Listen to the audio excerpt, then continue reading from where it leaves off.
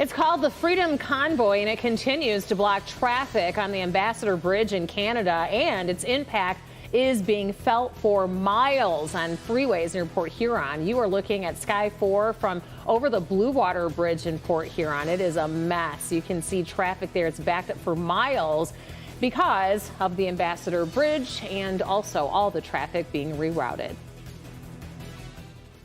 That developing news, it does top our news. It has been for the last couple of days now. This protest by Canadian truckers opposing the pandemic vaccine mandates there in Canada, and it continues. It's now in its third day, and it is disrupting so much and raising a lot of concern about international commerce.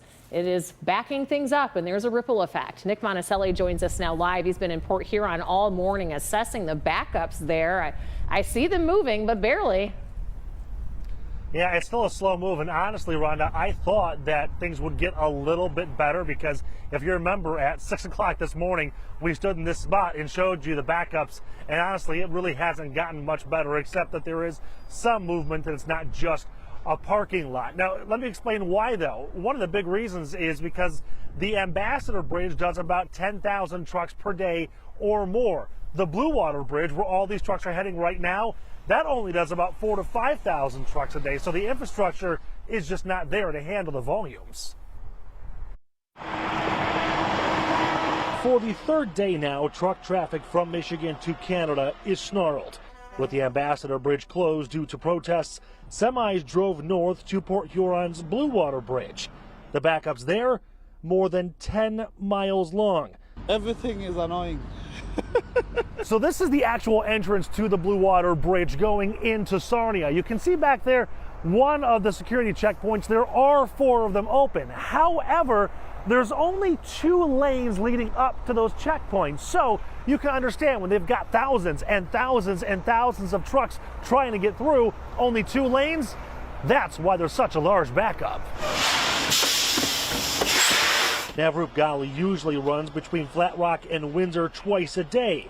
It took his friend 12 hours to get over the border. Now I'm checking on Google Map, it's showing less.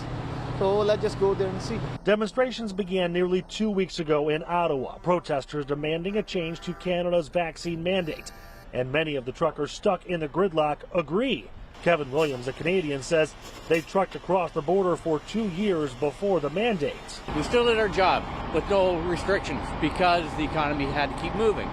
And then all of a sudden, we weren't good enough for that. It's not a good thing, but at some point, if we don't stand for something, we'll fall for anything. Others say, though, a protest is one thing, stopping the trucking economy is another. I don't know what they're trying to do, but we also get vaccinated and we're trying to do a part of the job, right?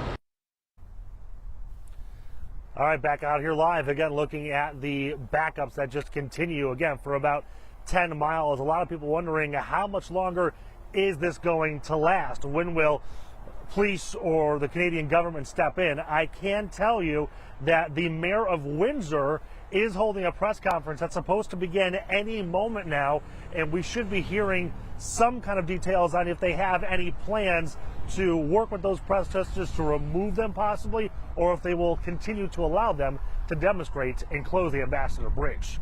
We're live here in Port Huron. Nick Monticelli, Local 4. And as we mentioned, it is impacting international commerce and trade and supply chain, and the more and longer it goes, the more impacts it'll have. So hopefully they can come to some type of agreement and end to this. Nick, thank you.